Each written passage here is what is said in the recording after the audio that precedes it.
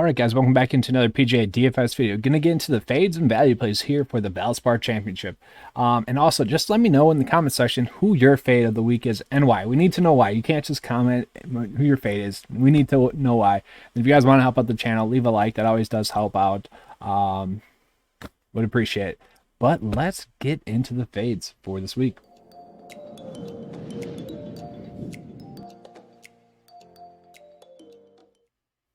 All right, so the first one we're actually going to start out with is going to be Bubba Watson. And I haven't pulled up here compared to other players in this price range. We look at Abraham Answer, who's priced a little bit more than him. We look at Ryan Palmer, who's priced a little bit underneath him, and Jason Kokrak, who's ranked or priced a little bit underneath him. All are going to rank out much better in the model, and pretty much all of them are better than Bubba Watson's best stat. So Bubba Watson does rank out top 16 stat fit wise, whereas Jason Kokrak ranks 23rd. That's it. That's the only difference there. I think Answer, Palmer, and Kokrak are much better plays this week. Honestly, guys, I really just don't get the price point for Bubba Watson this week. Just pull him up and only highlight him now for you guys. Bubba Watson, 26 in the mile, so he's not bad. Does rank out top 30 this week. That's not bad. But for me, I see 8.9, and I really think that he should be 7.9. And even if he was 7.9, I'm not exactly sure that I'd want to pay that price point for him this week. Now, yes, he is a top 16 staff hit, and easily could go on top 10, like he did in 2019, where he had that 4th place finish. But he did have the miscut in 2017. And then we look at his recent form. Played well at the Masters, 26th there. But, you know, he typically does play well at the Masters. Miscut the Players, miscut the Gen, miscut at the Farmers. You know, really hasn't had that many good starts. 54th at the WGC Workday, and then 9th place at the Dell. If we just cross off the Dell because it was a match play tournament, we're seeing 1, 2, 3, actually 4 pretty much. Of his most 6 recent starts have been, you know, pretty bad starts. So I don't know, 8.9. If he was 7.9, I think about it, but 8.9 is just way too much for him at his current price point. We're also going to pull up Kevin Na. Kind of the same thing for Kevin Na here as well, where I just think he's priced up a little bit too much. 8K, that's a lot. He does hold a lot of name value, and I think that's why he's priced up this high. But 41st in the model, to me, for an 8K play, that just tells me I need to avoid that. That's not something I want to go out of my way to play. Now, a lot of people will kind of try to talk themselves into Kevin Na here or there, and that's just mostly due to the fact that this dude will have a random good week here or there, and that could easily happen this week. I mean, he did finish 22nd here in 2016, miscut in 2017, though. We know as the years go on, that course history data becomes less and less significant. Just something I wanted to mention. And, you know, he does have those random upside weeks. 11th at the WGC Workday, 12th at the Masters. But at the Dell, whatever. We don't really care about that. But withdrew at the Players. You know, and 2 miscuts mixed in there as well. Typically, you know, with Kevin Na, he's ranked where I think he's going to finish, right around 41st. So probably will make the cut. But at 8K, I just want to get a little bit more upside and probably a little bit more safety. Now we're going to get into a little bit more of the hot takes here for you.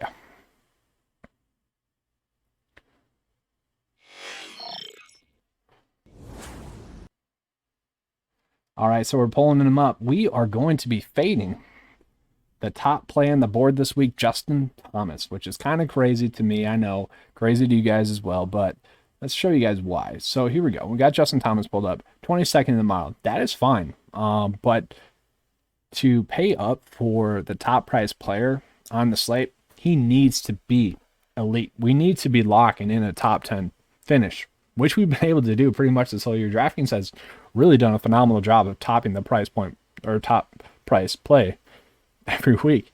They kind of missed last week with Xander and Cantley. I think they kind of missed this week as well with Justin Thomas. Now, I know he has that upside to easily go on and win. He's not a bad play. I can't pay this price point for Justin Thomas when there's other quality plays, cheaper or even better plays than him this week. I'm at lesser price points. We look at his course history rank, 54th. That's because of miscut and then an 18th place finish. That's fine. We look at his recent form. You know, it's been, for Justin Thomas's sake, it's been a little bit hit or miss. It's been fine. We'll take that. 21st, a win, 15th, you know, 13th. Not bad at all. Okay.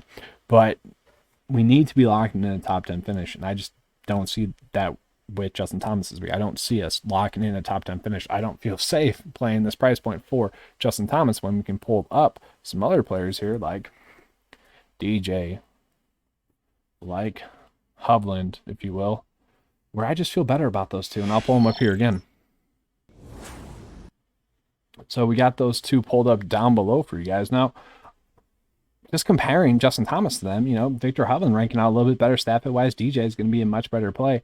I would much rather pay down for those guys who a little bit safer. I just like them a little bit better this week. No reason to pay up for Justin Thomas this week. And that's kind of the theme. I don't really think that we have to pay up for DJ either this week. It's kind of the theme, but I think DJ did find his game there. And then just closing it out, we got one more fade for you guys, and then we'll get into the value plays. Patrick freaking Reed. So really, the thing with Patrick Reed is he is the shoulder short play each and every week. And now DraftKings they saw the 9-5 videos. And they're like, you know what? We have been pricing Patrick Reed at a comfortable price point forever. We need to make some people think 10K, let's give him that 1K price point boost. They did that this week. So I can't do it. He's no longer a shoulder shrug play. He's a play that gets a little bit risky here now, guys. 10.3. He now becomes someone that you really can't go out of your way to play them, and you shouldn't go out of your way to play them. He does rank out top 17 in the model. Not bad as current price point. It's okay. And he has had some great finishes here. Second in 2018, 38th in 2017, and then a 7th place finish in 2016. So not bad finishes, and he has shown some upside here, guys.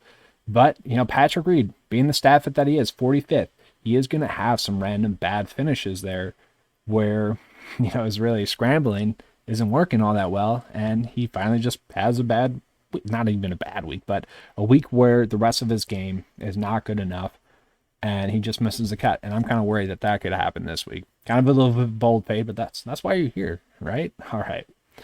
Let's get into some of the value plays now.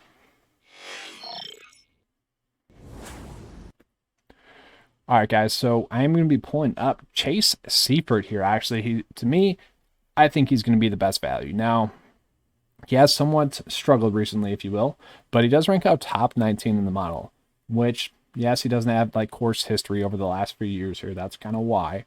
Then we look at his recent starts. It's been okay. 44th place finish at the Valero Texas Open, 18th at the Grales, 3rd at the Honda, 15th at the Puerto Rico Open. He's been fine. But at his current price point, to get a value play at this price point, I like that decently. 6.6, that is a risk that you guys can take at that price point. Top 20 mile rank play, a guy that can return that upside. We're good with that at that price point. And then I don't really like this one all too much, but Kyle Stanley? Question mark. What do you guys feel about Kyle Stanley? I don't know. I kind of like it. 6.8, that's a little bit too high for me. I kind of am hanging my hat on his course history. 27th and a 53rd place finish. And also this recent finish at the Valero Texas Open, a 14th place finish. And before those two missed cuts at the Players in the API, he had been playing some good golf. He had 5 straight made cuts in a row. That's all I got, really. He just grades out as someone that should make the cut.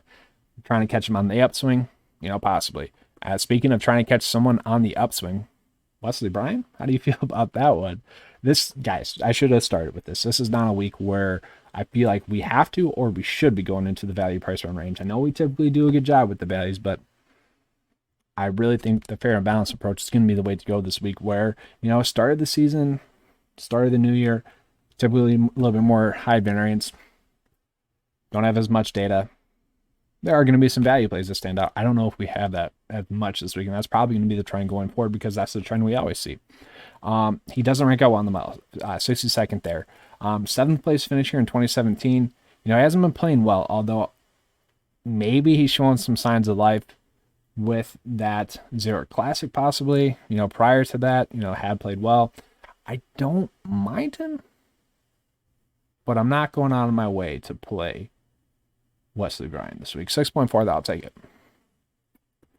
And we look at someone like Vincent Whaley. Vincent Whaley, guys, has been really just a cut maker this whole year. He had a little bit of a rough stretch mixed in there throughout the season, but he's bounced back well.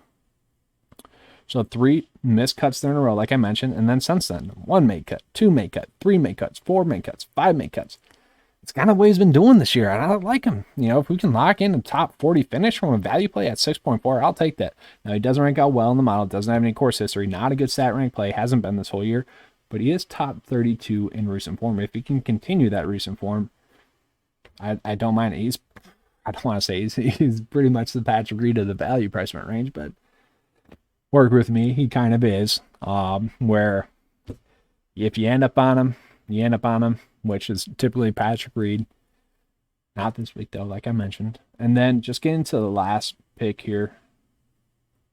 The best one, I think. Seb Straka. So if Seb Straka ever became an elite golfer, I think he could make a golf brand. Straka. I know that already, like Strata, that's already a golf brand, which I actually didn't mind. I like the name. Seb Straka, though. That'd be a great golf brand name. Straka Golf. And if he doesn't make that, I'm going to freaking go ahead and do that right now because that is an awesome name. But I actually don't mind him. 31st in the model. We like that a lot. 32nd in course history rank. Now it's 1 start, 46th place finish. And then stat rank. Top 19. We can see why. Nothing really bad. Could be a little bit better strokes gained tee to green. We'd love to see that. But he has been pretty strong effective ball striking, effective total driving. We'll take that. Effective strokes gained accuracy. We like as well. Top 20 in that. 5 straight make cuts on tour. We'll take that. RBC Heritage, 59. And the Texas, 67. Corrales. And we'll take it. Nothing elite, though. It's a little bit worrisome there with Seb, but 6.8 for a value play. We'll take that. Once again, don't have to go out of our way to play values. Just want to point that out. And then, guys, I did make my first golf ball review of 2021. It is going to be the Spalding urethane golf ball there. It was $15 at Walmart. Kind of compare it to the Vice Pro Plus golf ball. It's a fun video. I'm going to have more of those as the year comes. If you guys want to check that out, make sure to. Link is down below, or just click that little previous video. There it is. All right, thanks, guys. I'm out.